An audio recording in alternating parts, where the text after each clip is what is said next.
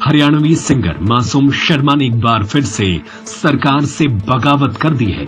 मासूम शर्मा ने कहा कि वह अपने बैन किए हुए गाने को गाएगा भी और स्टेज पर परफॉर्म भी करेगा। जो भी बैन किए गए हैं अभी तक वो बैन ही नहीं है, ठीक है, वो बैन गाने हैं ही नहीं।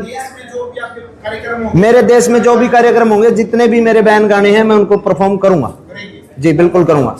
जो लोग सुनना चाहेंगे, जो प्यार पब्लिक जो देगी, वो मैं परफॉर्म जरूर करूंगा।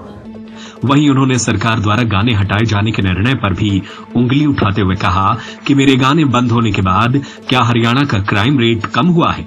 उसके बाद से क्राइम रेट बढ़ा है। उसका ये जवाब है कि फिलहाल जो देखिए, अब तो गाने भी बैन हो चुके हैं, लगभग ऑलमोस्ट हो चुके हैं। अब तो मेरे ख्याल से अपराध पे लगाम अधिकारियों ने लगानी चाहिए, जो कहते हैं कि फिलहाल क्राइम रेट जो बढ़ा हुआ है, वह गाने बैन होने के बाद तो फिर घटना चाहिए ना।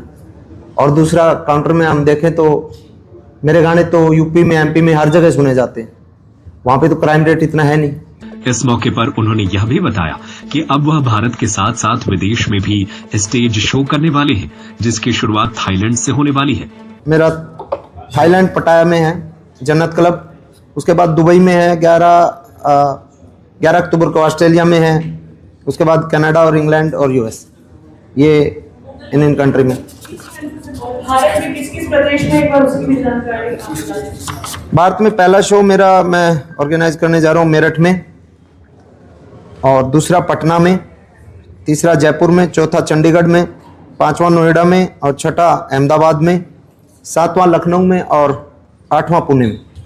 इस मौके पर मासूम शर्मा ने कहा कि अगर किसी कलाकार के इवेंट के लिए सरकार सुरक्षा नहीं दे सकती तो यह सरकार का फेल्योर है। उन्होंने अपने चाहने वालों से और ज्यादा साथ और समर्थन देने की मांग की।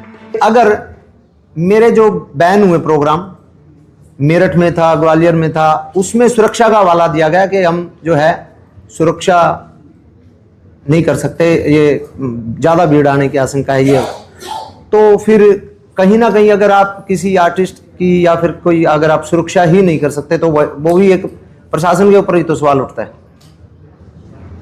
जब आप सुरक्षा नहीं दे सकते, एक इवेंट हो रहा है, कोई पब्लिक आ रही है, उसमें कोई जेल से गुंडे तो नहीं आ रहे। मेन ये है कि जितना भी मेरे चाहने वाले, मेरे फैन वर्ग, मेरे साथी जितने भी हैं, सबको मैं बता देना चाहता हूं कि अब जो जितना भी हुआ सरकार से, सरकार में कुछ अधिकारियों से, जिससे भी जो किया, अभी हम मतलब कई गुना एनर्जी के साथ और मैदान में आने वाले हैं और अपने चाहने वालों को हमें प्यार चाहिए और इस वर्ल्ड टूर और इंडिया टूर में हमारा साथ दें।